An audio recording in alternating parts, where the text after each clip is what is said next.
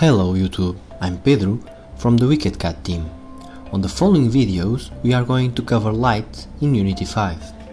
For today we are going to focus on the point light. If you enjoyed this video, remember to leave a like, and if you want more Unity 5 tutorials, remember to subscribe to our channel. As usual, I'm still using the same scene as in the last video. The only change I did was to create a bouncy material to our ball, as you guys can see. So if I press play, the ball now bounces. So this was the only change I did from the last video. And now that we talked about direct and indirect lighting and light probes, it's time to cover the different types of light in Unity. So you guys are probably already familiar with the directional light that is created by default in our Unity scene that is used to simulate the sun. So today we are going to move to the next type of light, the point light. First, we need to create a point light in our scene.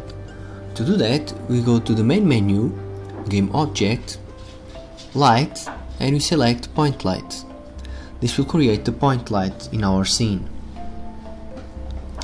Next, you want to set the point light position, and we wanted to place it inside. Let's change it to orthographic, and we want to place it inside our box, just like this. Since our box is at the origin, let's just place it to 0 and 0 here.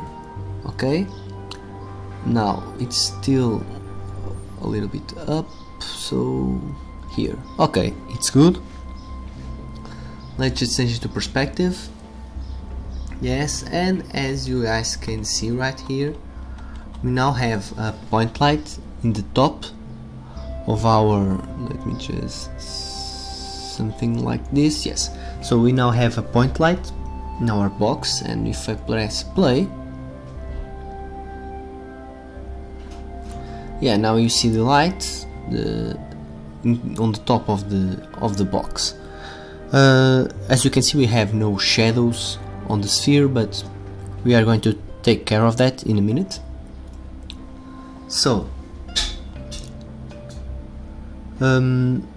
before we actually move on, let's just look at the parameters of the point light, and let's see how you can change them in order to get better results for your game. So the first parameter of the light component is type. Here you can set the type of light you want.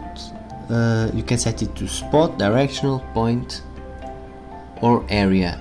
Right now we want a point light, so let's just leave point selected. Basically the point light makes the light shine like it was a bulb. So they usually common for explosions or light bulbs, and they have an average cost on the graphics processor. However, the point light shadows are the most expensive, so keep that in mind. The second parameter is baking. So you can set the baking to real time, baked, or mixed. We'll focus on this a little bit more later on. For now, let's just examine the remaining settings. Next, you have the range. Here you can set how far the light is emitted from the center of the object. So you can, as you can see the radius of the sphere of the point light being cast in the scene. Let's just set it to 10, which was the default value. Next you have color. You can also change the color that is emitted by the light. So for example, you can set it to red, but let's leave it white. You can also change the intensity of the bright of the light. As you guys can see, it can be more or less intense. Let's just leave it to 1. Okay. Next you have bounce intensity. this allows you to change the intensity of indirect light. However, as you guys can see here on my editor, the current version of Unity, real indirect bounce light shadowing is not supported for point or spotlights. So this may be a limitation for your game. However, since the editor is giving us this warning, I think it's probably something Unity team is working on right now, so it may be available in the future. And next we have the parameter that lets you configure the shadows casted by the light.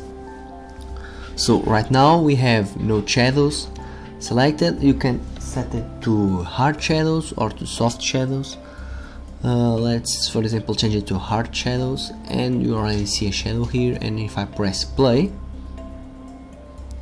you can see a shadow being cast into the sphere that is getting a real nice realistic effect.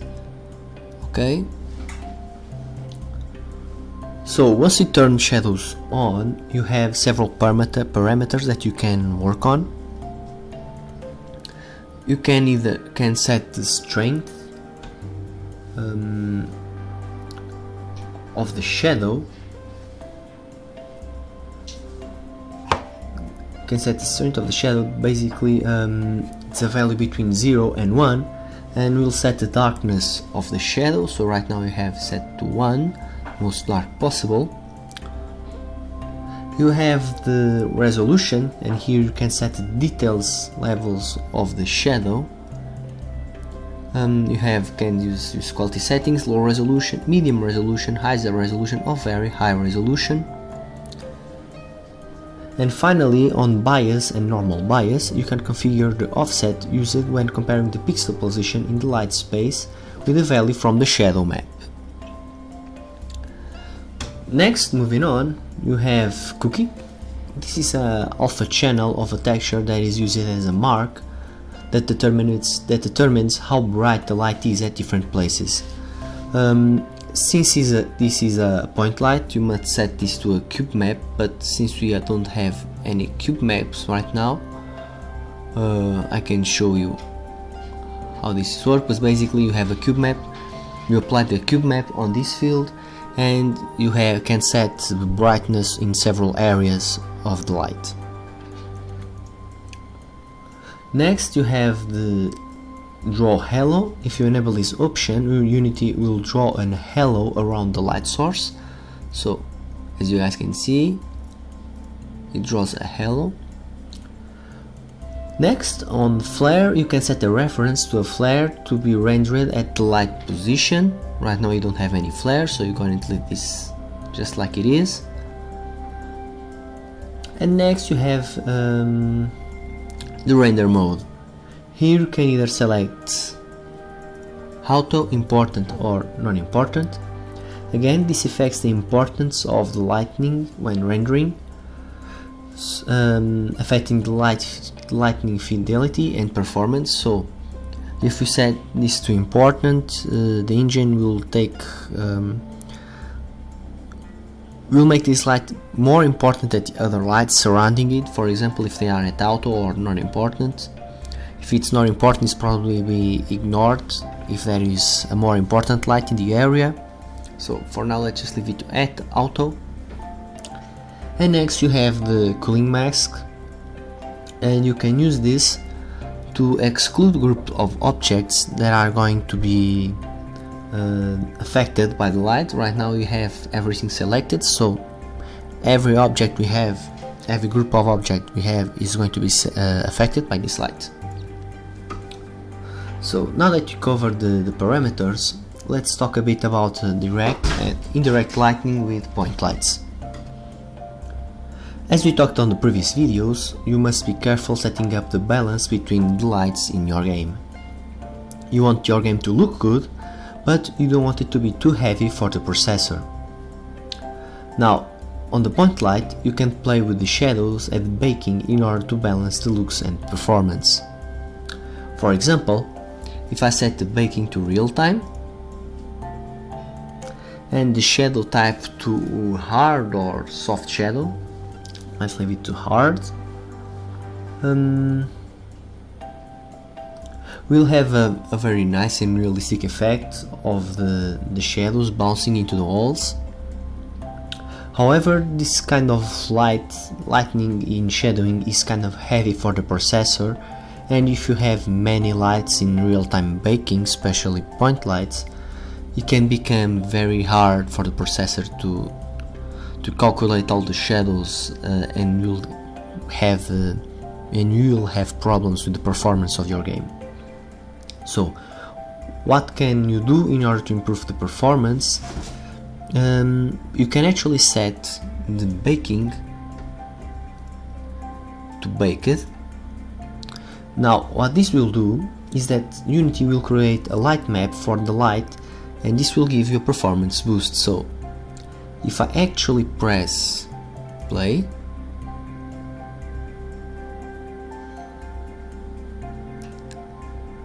and let me see, yes, something going on here. Yes, I just need to change the position.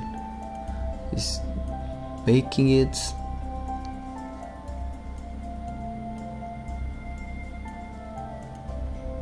And it's going to turn off again. Let me see what's no shadows. Yes. Okay, so this is what I wanted to show you guys. Let me just see if it works. And again, it's not working. Let me just calculate and let's press play to see if it's working now.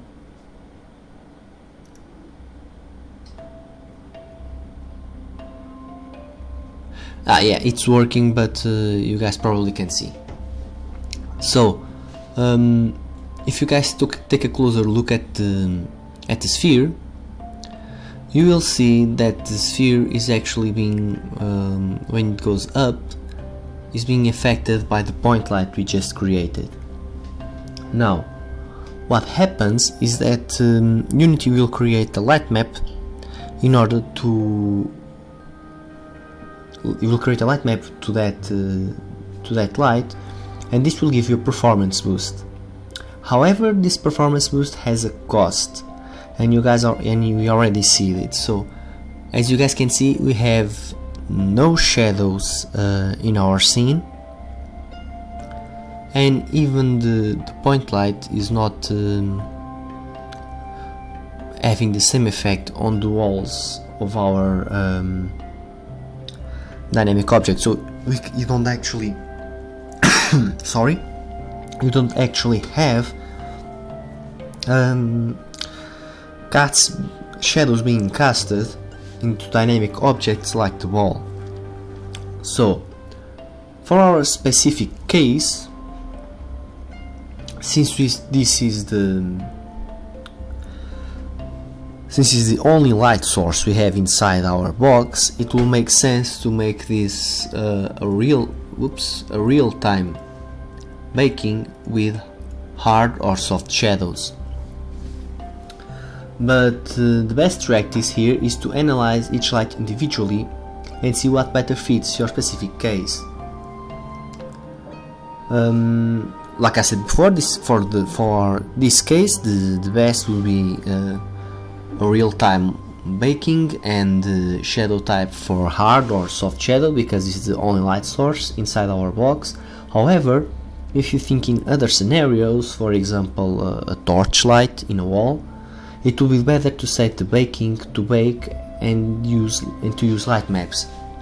This will give you a boost in your game, and if you actually take a look at the games that you probably played and have many light sources, if you take a closer look, you'll notice that, for example, the torches in the wall won't cast shadows directly into objects, into dynamic objects like the player. Instead, what you'll have is light maps in the places where those torches are placed. So again, this is up to you to manage the quality and the performance of your game. but keep in mind that you have to be careful keeping that balance, especially if you are developing for mobile devices. Okay guys, this concludes our tutorial on point lights. Hope you guys enjoyed it. On the next video we are going to move to spotlights and talk a little bit about this type of light. Until then, have a nice day.